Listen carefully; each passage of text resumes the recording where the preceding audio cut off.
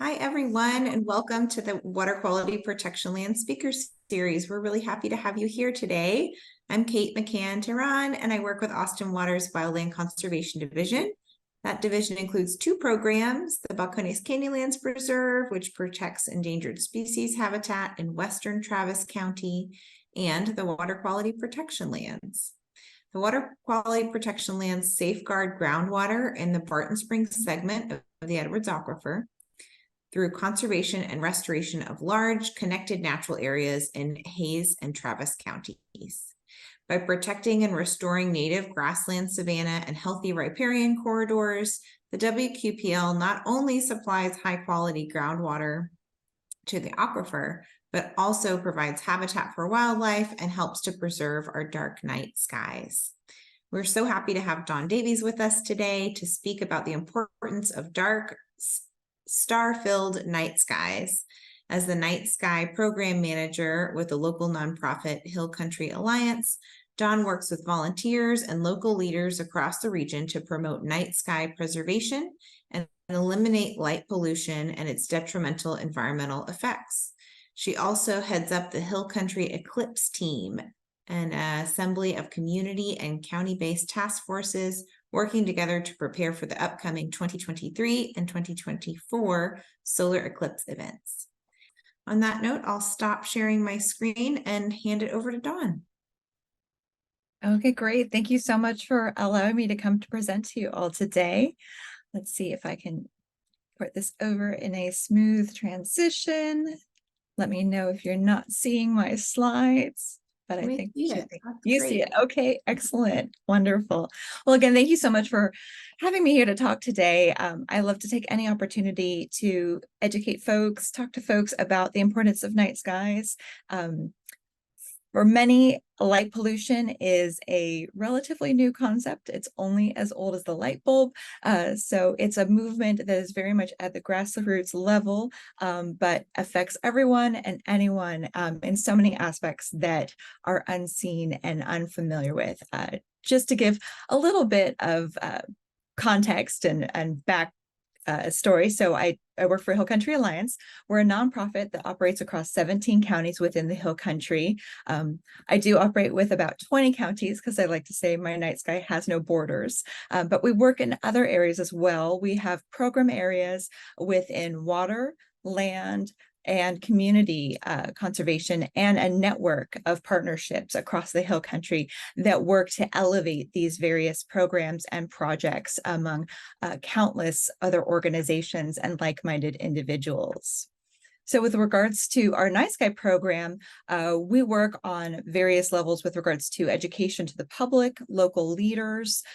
We have an assembly of Night Sky team members, some of which are within partner organizations like our own, and many of which are part of our Friends of the Night Sky groups, which are groups that have formed independently within the Hill Country or ones that we have helped start within the region. These are volunteers that are working on the ground, educating the public, working with local leaders to pass ordinances and policy, and also just create resolutions and ways in which we can elevate night sky preservation and protect against light pollution.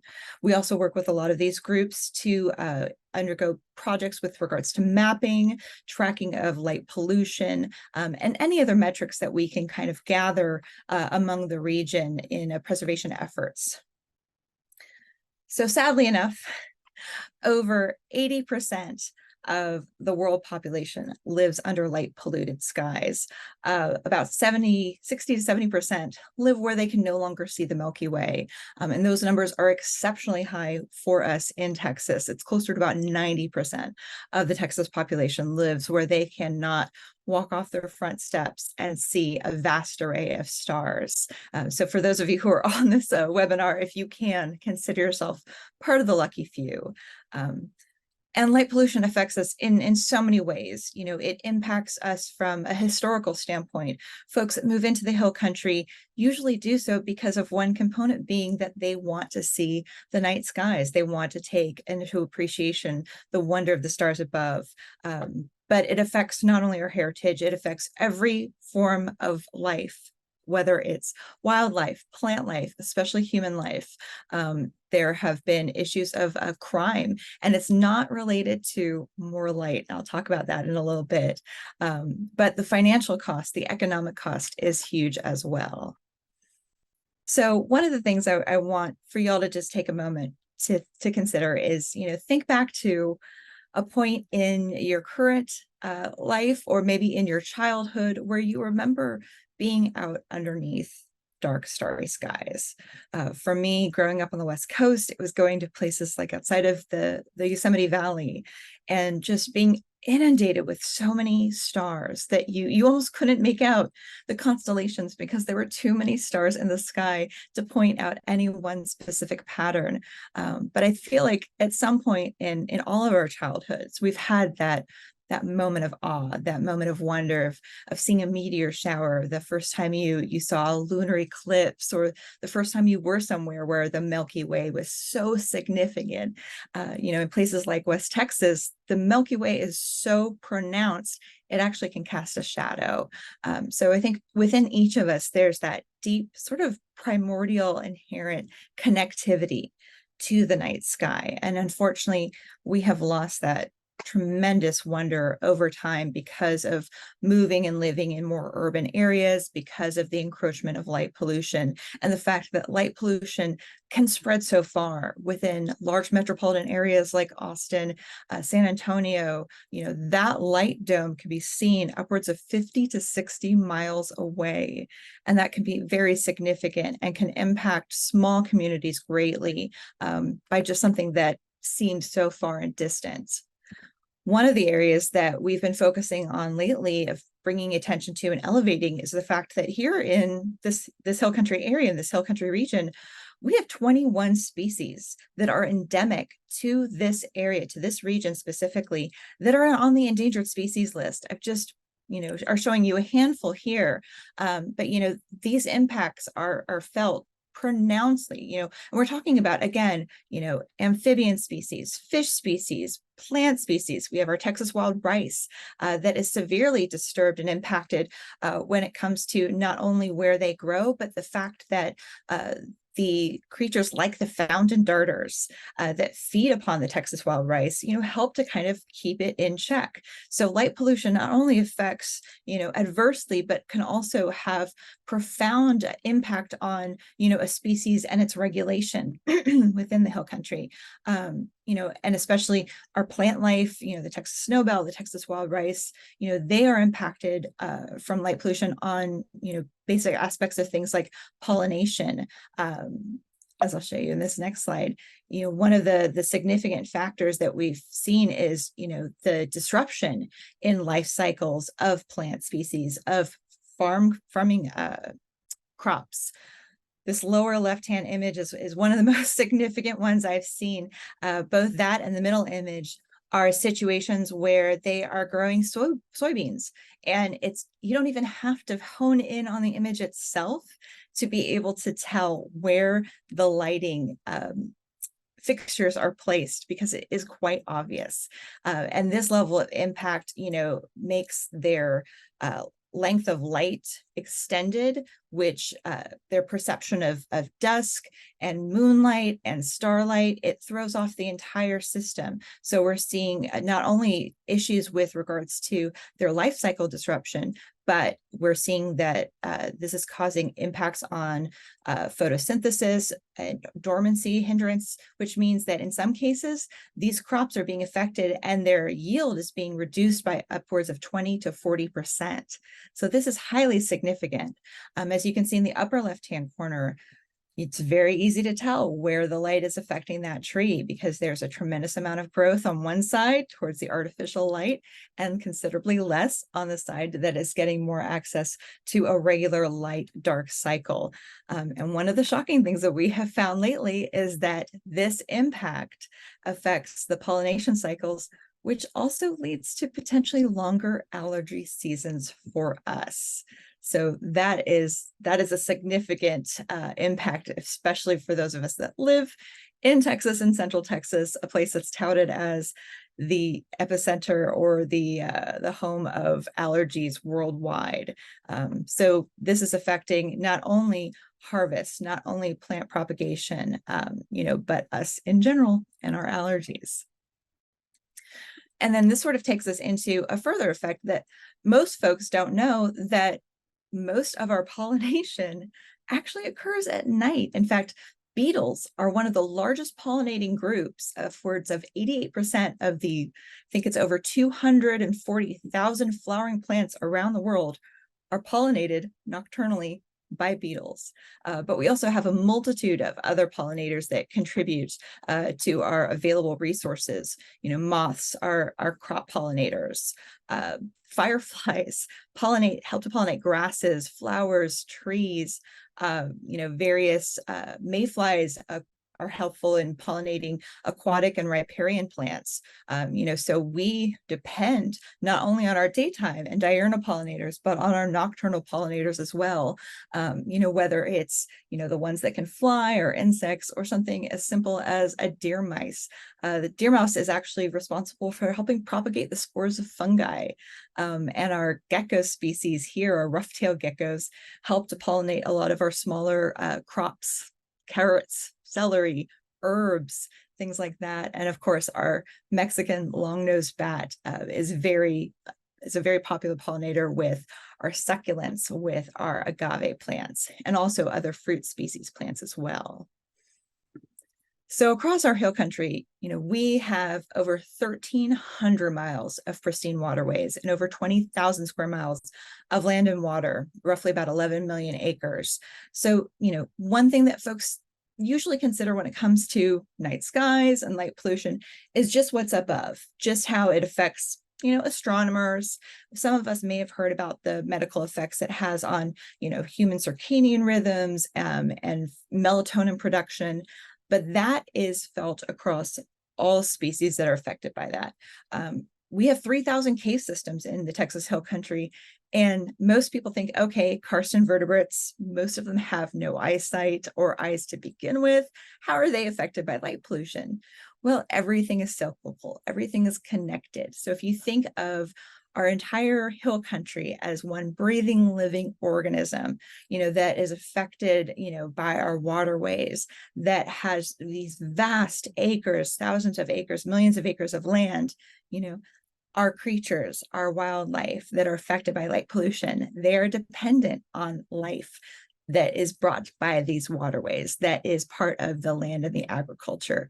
So light pollution and night sky preservation is interconnected, intertwined with any preservation that we take into consideration with regards to land and water conservation. So if you think of our waterways drying up because of this drought, that is affecting the living creatures that depend on their waterways for nutrients, for transportation, that is also summarily impacted by light pollution. So it's all part of this bigger living, breathing organism that is the Texas Hill Country. And so affecting the land, affecting the water, affecting the night skies, affects all of the other areas. So when it comes to, preservation of our hill country, when it comes to taking into consideration how our animal species utilize the terrain, utilize our waterways, the whole cycle of life, light pollution, night sky preservation is very intimately intertwined into that aspect.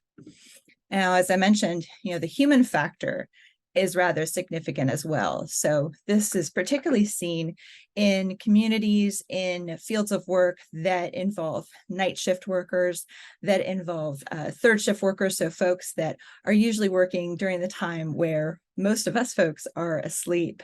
They are adversely affected and usually more prone to the effects of light pollution because they are working and interacting in an environment that is, inundated with artificial light. Unfortunately, we've seen medical reports that connect this to, increased rates of diabetes, increased rates of obesity, and unfortunately, adversely is impacted and impacts every human type of cancer we know of.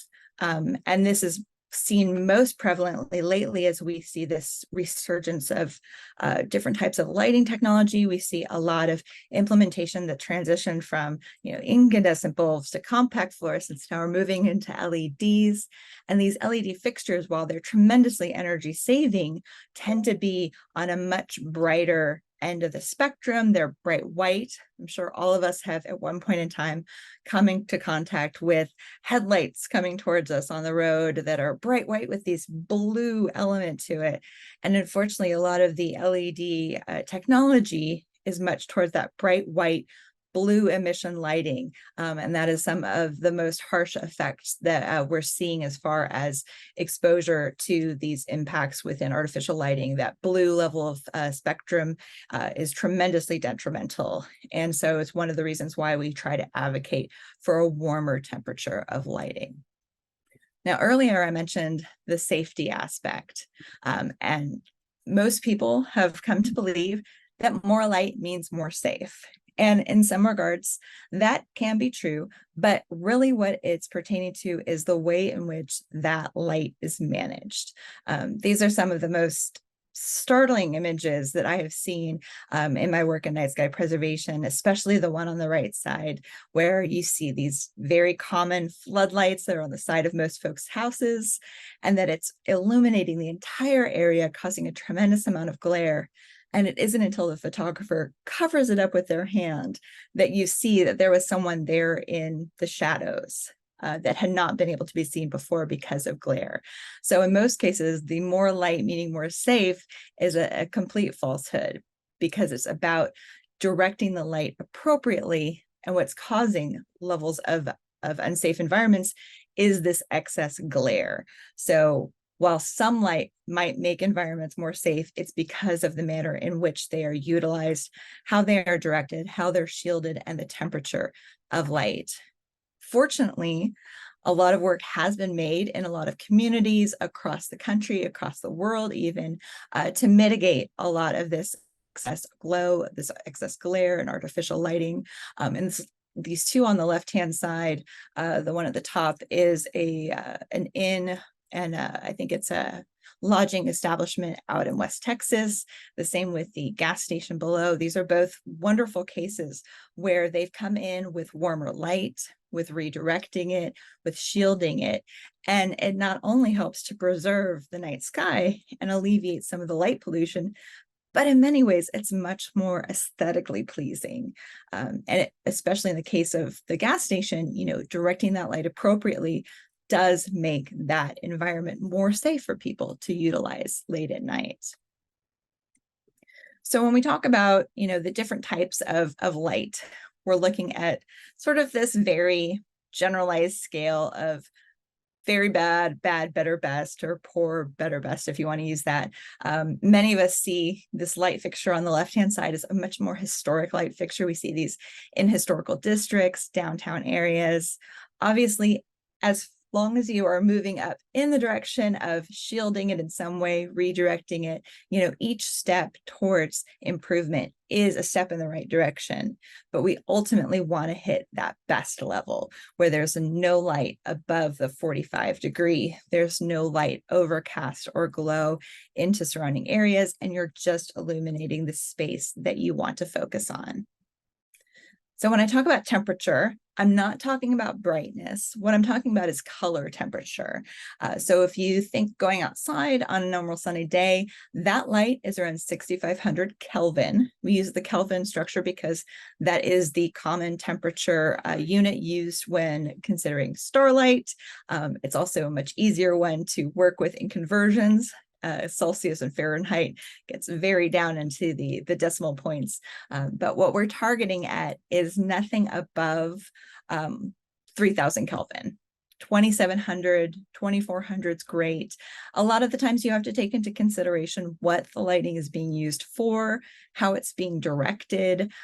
So in some cases, we have had to create a balance between things like city lights, street lights for the sake of safety. So you may have some communities where their street lights or their corridor lights are up in the 4,000 Kelvin range. But for the most part, a lot of our communities across the Hill Country are adopting outdoor lighting ordinances that take into consideration that 3,000 Kelvin or that 2,700 Kelvin for that warmer color temperature to be in compliance with night sky preservation efforts. And when we talk about the types of disruptive lighting, I'm sure most of you are all familiar with being in a situation at some point where you maybe have worked somewhere, most likely live somewhere, where your neighbor has a very bright light that is meant to be illuminating their own property, but is glare and overcasting into your neighborhood. So that is commonly light trespass. And that's one of the things that we want to work against, is ensuring that your light is directed, again, just where it needs to go, not trespassing onto your neighbors or anywhere outside of just the area that it is focused on. Unfortunately, in our large urban city areas, we get this light clutter or overlighting, where you're getting lights from street lights, you're getting lights from community facilities, and then the lights that those folks have maybe on their porches or their balconies. And it is just obscenely overdone. We're seeing this more and more in developments and areas where we're trying to do our best to work with folks and educate them that not only is it going to be more beneficial for the entire habitat around them, but in the long run, it's going to also save them money economically and be more appealing to folks that live there or are visiting. When we talk about energy waste, it's pretty significant. Dark Sky International, which is formerly the International Dark Sky Association, in their research, they have found that here in the United States, artificial lighting accounts for about 1/3 of all exterior lighting in the country. And that's equated to about $3.3 billion lost every single year. We've done some math, and in the Hill Country, within the state of Texas, that is about $250 million. So that's a lot of money that we are just throwing up into the night sky, and you're not illuminating anything up there. You're not helping to illuminate the stars. They're doing that on their own. But there's a tremendous economic cost here, as well as detrimental effects on contributions to CO2 emissions. So that's upwards of 15 million tons of CO2 emissions every year because of that excess amount of light that's being shined just up into the sky, not illuminating anything in particular. So where we try to encourage folks to start. So if you are thinking about what can you be doing in your home, in and around your business, the first aspect is taking into consideration what Dark Sky International calls their 5 lighting principles for responsible outdoor lighting. And so that's looking at, does your light serve a purpose? Is that purpose being fulfilled, or are you illuminating other areas that don't need to be? Is your light shielded, which helps to further hone and protect that area for just illumination on the spot that you're needing it? Brightness is something to take into consideration. A lot of the light bulbs that are out there, are touted as being very bright, but you can still get light bulbs within that warm Kelvin temperature range and have control over the type of brightness you're looking for. We're not advocating for folks to completely turn off all of their lights. If you can, great. If that's something that benefits you, it will definitely benefit everyone around you, all the living creatures around you, all the plants.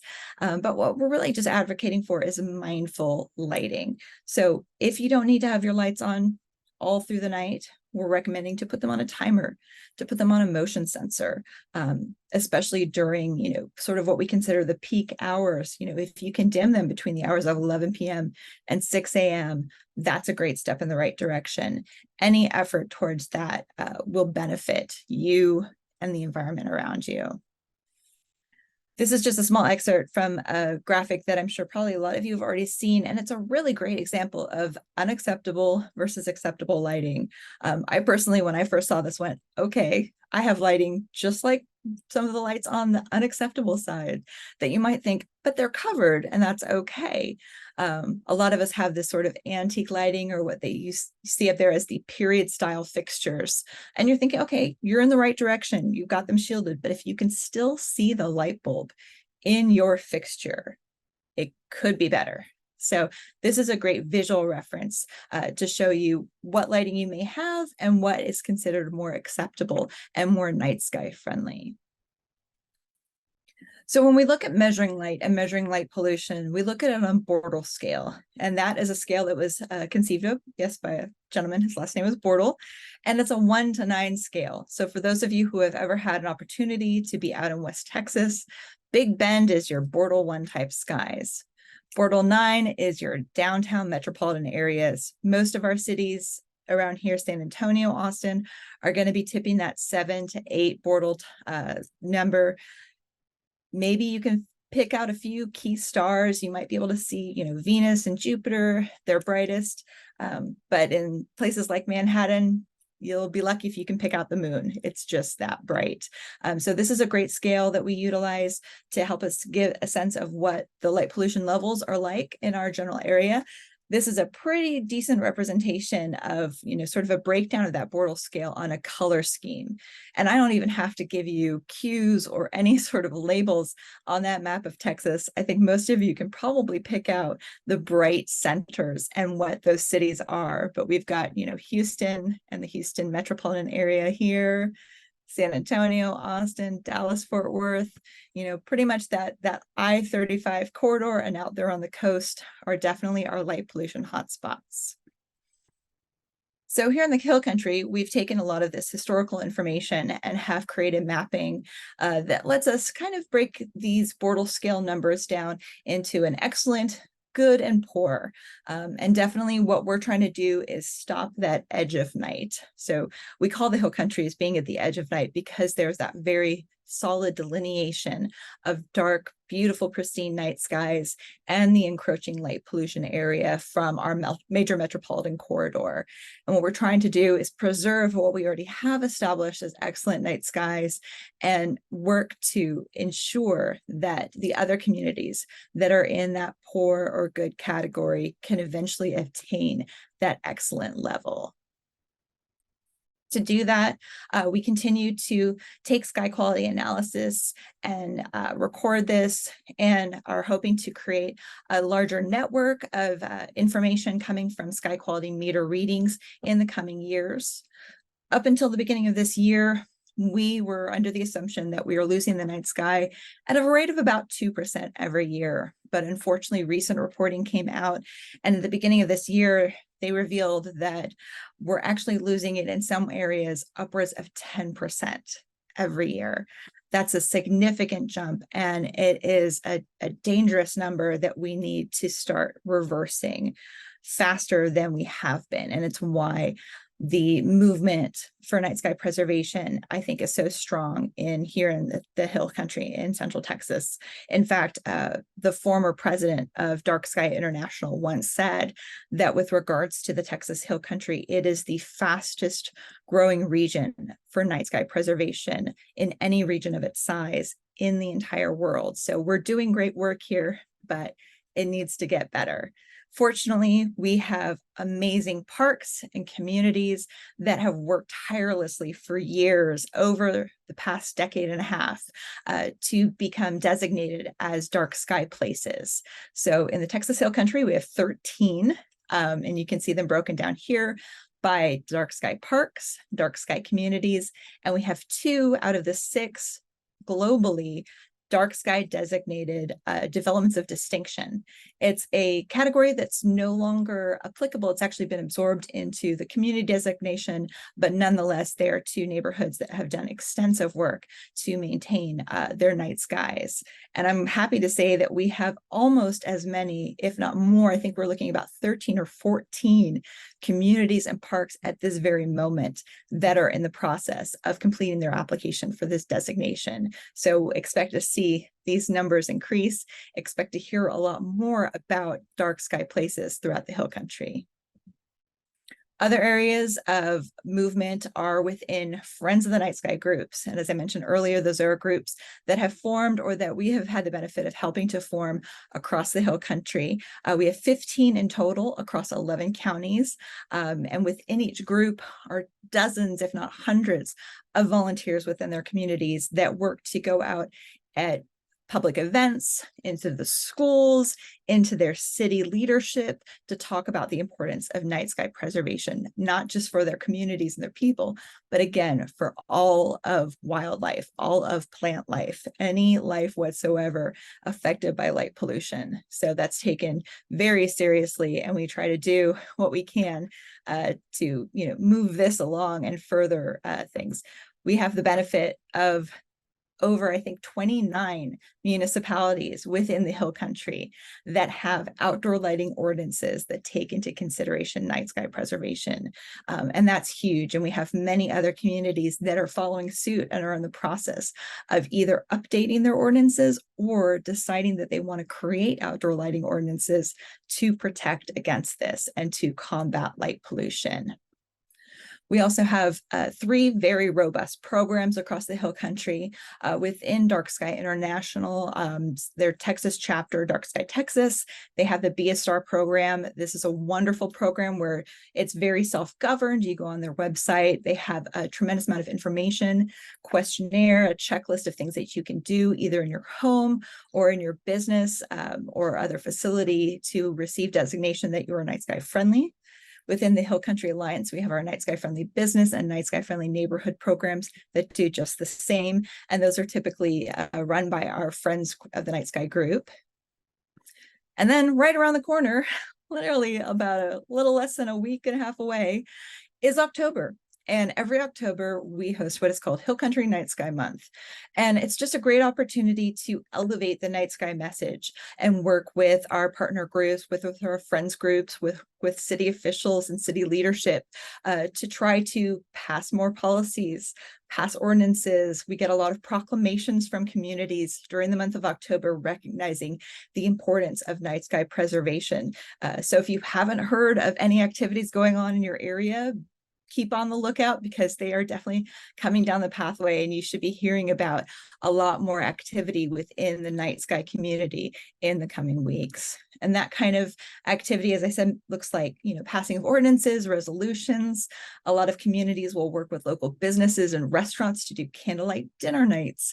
There's commonly a Hill Country howl, full moon howl, the full moon on October, along with just a lot of increased presence of our partners across the Hill Country at various events, star parties, farmers markets, anywhere that we can get the word out about the important work that is being done here in the Hill Country. And then, of course, throughout the year, there's things like International Dark Sky Week, which usually takes place in April. In fact, next year, it kicks off on April 8th, which most of us know is the total solar eclipse. And that is just another great global event to elevate the importance of dark sky preservation, of trying to combat light pollution, and it's just a great opportunity to bring folks together in those endeavors. And then, as most of you are probably familiar with, Lights Out Texas. So we are home here in the Texas Hill Country to a major bird corridor when it comes to fall and spring migration. We're actually in the middle of fall migration at the moment, and are actually in the middle of peak fall migration, which thankfully, very, very well timed, goes through during almost the entirety of Hill Country Night Sky Month. So it's just a great time that we've used to elevate the message of Lights Out Texas, the importance of protecting our bird species, especially during these times, but then also to further communicate the importance that our night sky preservation efforts have on the avian communities and the avian species, not only during these peak migration times, but just throughout the year in general. Pretty much, if you have any interest in getting involved in any aspect of night sky preservation I've spoken about, we have, as I said, 15 friends groups across the Hill Country, numerous other partners. We have a night sky team that meets on a biannual basis, which is composed of organizations, partner groups, but also just individuals that are genuinely interested in preservation for themselves, for their community, for their wildlife, for continuing to keep the Hill Country as pristine in both our streams, our land, and our night skies. And I'm always available if you have any questions or want to find out how you might be able to get involved, regardless of the level of education you may have. We are happy to teach anyone how to help us further the message and importance of night sky preservation across the Hill Country. Thank you. Thank you. That was a wonderful presentation and so many beautiful images of dark skies. I'm sharing a couple of links in the chat related to all things dark sky, and I'll share a couple of links about the water quality protection lands as well, and how to find this webinar later on. I encourage everybody to put your questions in the Q&A box so that we can ask those of Dawn. I'll start off. Can you tell us a little bit more about nighttime pollinators in Central Texas in the Hill Country? Absolutely. So I was actually shocked to sort of learn that we have so many nocturnal pollinators. And so what we're looking at is, we're talking about, those that are specifically, like our bees. So our moths, our dragonflies, our bats, where they happen to land while they're feasting on, various fruits and whatnot. A lot of our nocturnal species are sort of, I guess, voluntold in a sense to become pollinators. They just become so because of the areas and the environment that they frequent. So it's exceptionally important at night to be consciously aware of our artificial lighting and how much that not only impacts, the plant species that do bloom at night, but the pollinators themselves, because, that is a prime time for, like I said, pollination of a lot of fruiting trees, a lot of crops that we're familiar with. And we're only going to see, that unfortunate degradation in growth in the various cycles of these plants, the more we permeate these artificial lights into the area. Thank you. The next question is about, do you have suggestions about how to talk to neighbors about backyard illumination? So in this example, there's someone that's illuminating their trees, really values their trees, but is shining lights up into them, and another neighbor that has really festive but bright string lights in their backyard. Those are both very common circumstances. So if a person is fortunate to live in a community that has an outdoor lighting ordinance, that is definitely something that can be taken up with the city officials themselves. Unfortunately, a lot of the folks that we talk with, they are within that extraterritorial jurisdiction or the space outside of a community, and therefore have no regulation with regards to lighting ordinances in place. So a lot of times we just try to advocate for, if you can have a conversation with that neighbor. In many cases, we get folks that come back to us and say, you know what, it worked. They weren't even aware of how, intrusive their lighting was, or they're maybe not familiar with light pollution as an issue.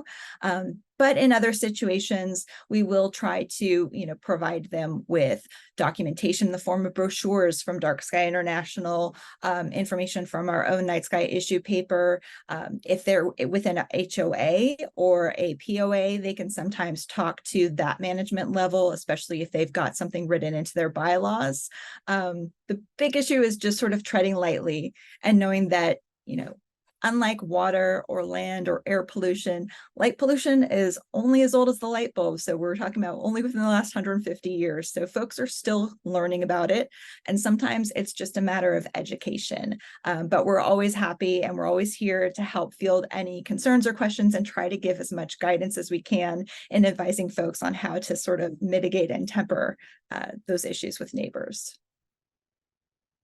Great, thanks. We have questions rolling in. There are a few more coming your way. So can you give advice about how to approach billboard company owners that have really bright lights? Absolutely. So a lot of that comes from sign ordinances within communities. Recently, I've worked with folks in the San Antonio area on sign ordinances unfortunately, a lot of billboard companies are moving more towards digital, which do not put out the same type of light. It does not require these sort of external light fixtures that are not as controllable. Most of these new digital billboards have louver technology, which helps to sort of temper that light glare. They're also digitally controllable. So if possible, getting them to even dim that illumination, especially between those 11 p.m., 6 a.m. Hours, especially during peak bird migration. So a lot of it is, going to come its way with technological advances. But at the same time, I have found the few billboard companies that I've spoken with so far to be very receptive and are doing what they can. Fortunately, those companies that I've spoken with have been here in the Hill Country, so we're seeing some improvement. But a lot of it is just continuing to advocate to your local leaders, sending letters to these organizations and just letting them know how important this issue is to you. Because the more we speak out, the more that these companies and organizations are going to see a general popular advancement and need for these improvements to be made. Great, thank you. As you said, the April total eclipse is rapidly approaching. It is, yes. This question is kind of about what we can expect in Central Texas, especially in the Hill Country where we will see the greatest totality. And of course, we know that will probably also mean a lot of tourists. Yes. But talk to us a little bit about the human factor and also the in the sky factor of that. Sure. Eclipse. I think most of us have heard about the number of folks we're expecting. That is on range with what we've been told from scientists and researchers and past individuals who have worked on, the paths of totality and other eclipses. We are expecting about 800 to 1.5 million, 800,000 to 1.5 million people here into the Central Texas area, mainly because we are in a prime location. So outside of traveling to Mexico for 2 extra seconds, at parts of the Hill Country that are on that center line, we'll get 4 minutes and 26 seconds of totality, which is almost double what folks experienced in 2017. It's also peak spring bird migration. It's when the bluebonnets and wildflowers are out. Usually we've gotten a fair bit of rain, so our pristine streams are flowing. So for folks that are looking for a place to travel to get that natural outdoor environment exposure, the heritage and history of our Hill Country communities, they're really going to be coming here. So there's been a lot of activity within our communities to plan events around that total eclipse. From a standpoint of it just experiential, the eclipse itself is going to last almost 3 hours. Totality is anywhere, depending on where you are, from 30 seconds to almost 4.5 minutes of that time. So in the amount of time leading up to totality and following totality, it's a great opportunity to experience unusual circumstances around you. So wildlife is going to be reacting very strangely. They're going to start thinking, well, gosh, I lost track of time. I guess I should go, start hunting for dinner or go bed down for the night. Plants are going to start closing up. You're going to start seeing some of those probably nocturnal pollinators start coming out. The temperature can drop from 15 to 20 degrees during a total solar eclipse. We start experiencing 360 degrees of sunset, which is just otherworldly. So aside from, the tourist impact, the influx of activity, just getting to experience a total solar eclipse is a unique opportunity in itself to really see a different perspective on how nature reacts to these otherworldly phenomenon. That's exciting. I'm looking forward to it. Do you have other educational events, including, you mentioned the night sky celebrations in October. What can we be doing the rest of the year if we're really interested in learning more about dark skies, if we're interested in more experiences with the night sky? What suggestions do you have for folks? Absolutely. So if you're fortunate enough to live in a community that has a night sky friends group, definitely encourage, connecting with them, becoming a member. Most of our friends group friends groups have extensive activities throughout the whole year, both from, an educational standpoint, but just also, teaching folks on how to present about night sky, sort of train the trainer opportunities. A lot of our friends groups and a lot of our night sky partners often work with our local astronomy societies, of which there's over 10 in the Hill Country. So there's tremendous opportunity to just get out under the stars, getting an opportunity to look through a telescope or just sort of be under the night sky, as I say, be under the thing of which we're trying most to protect. And in other ways, once folks know what poor lighting looks like, I hate to break it to you, if you're on this webinar and you didn't know before, now it's a curse and a blessing, because you will see it everywhere you go. You'll be able to point it out better. So maybe it's just, talking with somebody that, maybe a family member, a neighbor, a business owner, maybe it's bringing up to a local business owner that, that's already doing night sky work and saying, hey, your lights are compliant. Have you ever thought of being recognized for your efforts? So in many ways, it's just having conversation, but through the Hill Country Alliance, through Dark Sky Texas, and our friends groups and partners, there's usually always something going on. I know we try to keep as much information on our calendar as we can, but also just, checking in periodically with these organizations. If somebody has an idea of something they want to do, we are also always open to seeing what we can do to help implement that or get folks partnered with folks that can, because as many folks as we can find that want to further this work, the better. Great, thank you so much. And that Dark Sky Texas link is in the chat, as well as several other links that might be useful to you. Thank you so much, Dawn. That was a really enjoyable presentation. I feel My like pleasure. Thank you. so much information, and I'm now going to be looking out for good and bad lighting everywhere I go. You're welcome. Thank you for your time. Thanks for joining us, everyone. Goodbye. Bye.